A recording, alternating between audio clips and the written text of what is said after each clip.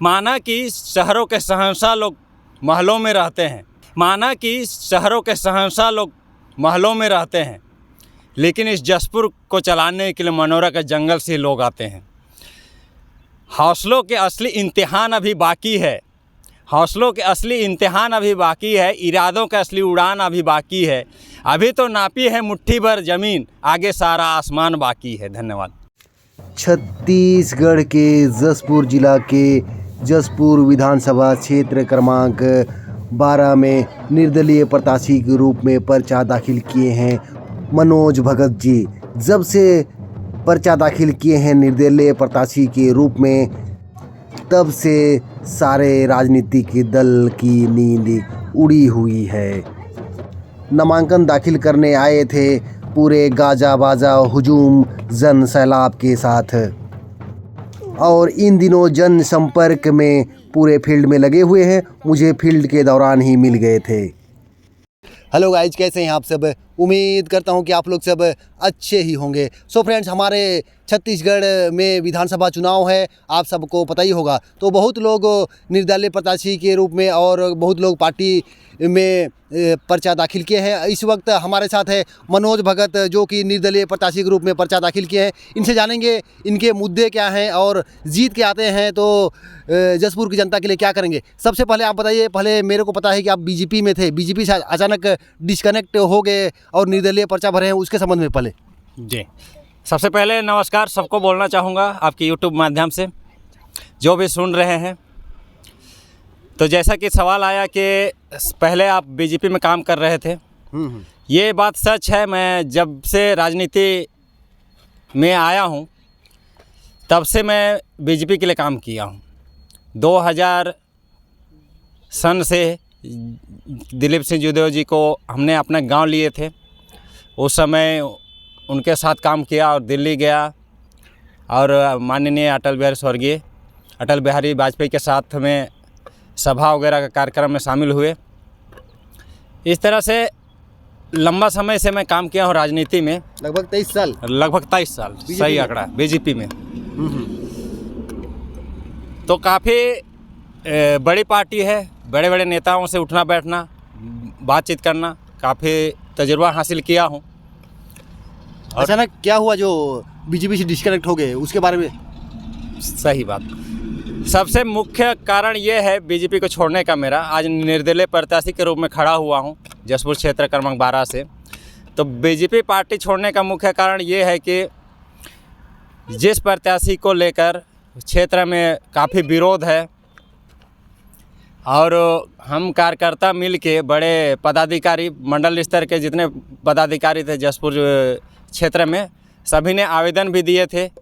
राष्ट्रीय अध्यक्ष माननीय JP नड्डा जी और प्रदेश अध्यक्ष श्री अरुण साव जी और जिला अध्यक्ष सुनील गुप्ता जी और नवीन जिंदल जो झारखंड से प्रभारी बनकर आए थे, इन्हें सबको अवगत कराए थे कि जो उम्मीदवार का चयन किया जा रहा है उसका थोड़ा छवि मतलब पहले पता चल गया था लगभग कि वो उम्मीदवार को टिकट मिलने वाला है? इसलिए पता चल गया था कि हाँ, पता चला था, तबे से विरोध हुआ।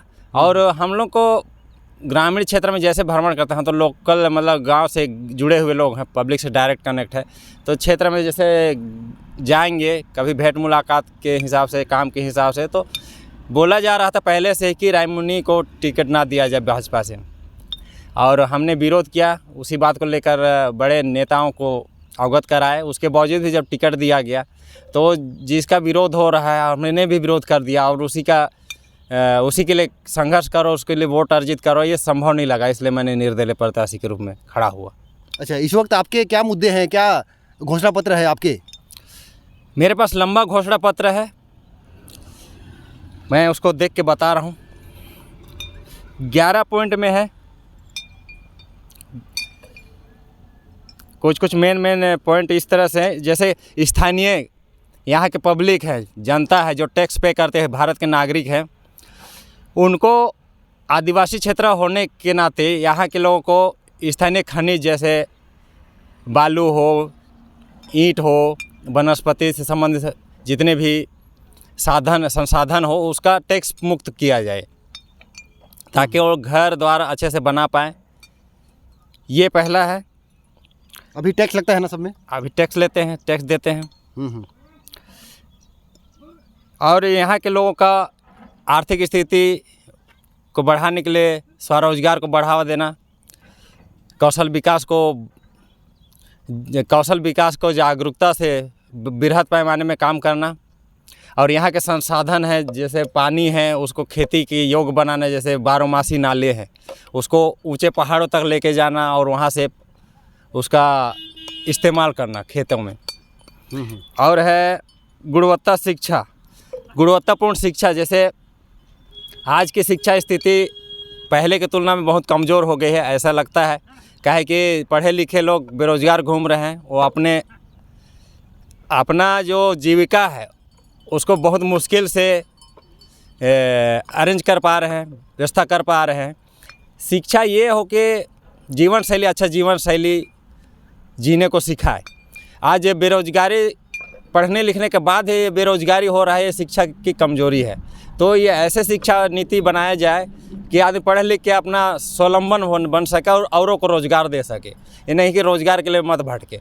आज ये गांव से भी पलायन हो जा रहे हैं, काम नहीं मिल रहा है, तो ये बहुत दुखद स्थिति पैदा हो ज़्यादातर पलायन हो रहा है, उसके संबंध में कुछ आप योजना? उसके संबंध में यही, जैसे लोकल यहाँ पे उद्योग आ जाएँ या फिर कुटीर उद्योग, बड़े उद्योग भी लग जाए तो यहाँ के लोगों को ज़्यादा से ज़्यादा रोज़गार मिलेगा। सबसे पहले मैं विधायक बनता हूँ तो बड़े उद्योगों को भी न्योता दिया जाएगा। प्रदूषण का भय दिखा देते हैं बड़े लोग और जनहित इकट्ठा कर लेते हैं और उसको बहिष्कार कर देते हैं, ऐसा होने नहीं दिया जाएगा। काहे कि जब उद्योग धंधे लगेंगे तो रोज़गार का अवसर बृहद पैमाने में खुलेगा, लोगों का रोजी रोटी चलेगा, बाहर से भी लोग आएंगे, बाहर से निवेश करेंगे, यहाँ का क्षेत्र का विकास होगा। और है दार्शनिक एवं पर्यटक स्थलों का सौंदर्यीकरण, यानी पर्यटक को इतना बेहतर काम करना है कि बाहर से विदेश के लोग भी देखने आए इस क्षेत्र में और यहाँ पे धन का प्रवाह हो ताकि यहाँ के लोगों का जीवन स्तर सुधर सके, बेहतर से बेहतर जीवन शैली जी सके। और कहना चाहूँगा शिक्षा के बारे में, आज शिक्षा का स्तर गिर गया है और रोज़गार को इतना टफ कर दिया गया है। जैसे पहले शिक्षाकर्मी नियुक्ति हो जाता था, पंचायत कर लेता था, सचिव सरपंच लोग मिल के वहाँ के स्थानीय लोग उन लोग चयन कर लेते थे और उनको नौकरी मिल जाता था। आज शिक्षाकर्मी भर्ती के लिए इतना टफ कर दिया है और शिक्षा का पढ़ाई लिखाई को इतना गिरा दिया गया है। 8वीं ऐसी पास करना है, कोई दबाव नहीं करना है, सिखाना, यानी कि देखा जाए तो शिक्षा स्थिति एकदम कमज़ोर है, उसमें सुधार किया जाएगा। और बाल विकास हेतु नैतिक, मानसिक, शारीरिक, भौतिक, आध्यात्मिक शिक्षा को बढ़ावा दिया जाएगा। प्राथमिक शिक्षकों एवं अध्ययनरत बच्चों के लिए अनुकूल वातावरण बनाया जाएगा। स्वास्थ्य के क्षेत्र में काम किया जाएगा। वृक्षारोपण को बढ़ावा दिया जाएगा, क्या है कि पर्यावरण को भी हमको लेके चलना है। हम लोग प्रकृति से जुड़े हुए लोग हैं, प्रकृति से अलग नहीं है, प्रकृति का हिस्सा है, उसको भी साथ में लेके चलना है। हर साल लाखों को पेड़ पौधे लगवाने का योजना बनाया जाएगा। ये सब मुद्दे हैं, इसलिए मैं इस मुद्दे को लेकर आगे बढ़ रहा हूँ। लोगों का भी बहुत सराहनापूर्ण सहयोग मिल रहा है, जिधर भी जा रहे हैं लोग जुड़ते जा रहे हैं। तो आने वाले समय में अच्छा रिजल्ट मिलेगा जसपुर के लिए और मेरे लिए भी, ऐसा उम्मीद। और युवाओं के लिए क्या विशेष? युवाओं के लिए भी अच्छा योजना बनाए हैं, इसमें कार्ययोजना में रखे हैं। उसको खेल कूद के माध्यम से और जैसे उसका योग्यता है उसके लिए अनुकूल परिस्थिति तैयार किया जाएगा। जैसे खेल में है तो ग्रामीण क्षेत्र से लेकर अंतर्राष्ट्रीय स्तर के तक का खेल कर सके, उसके लिए उचित माहौल दिया जाएगा, सहयोग किया जाएगा।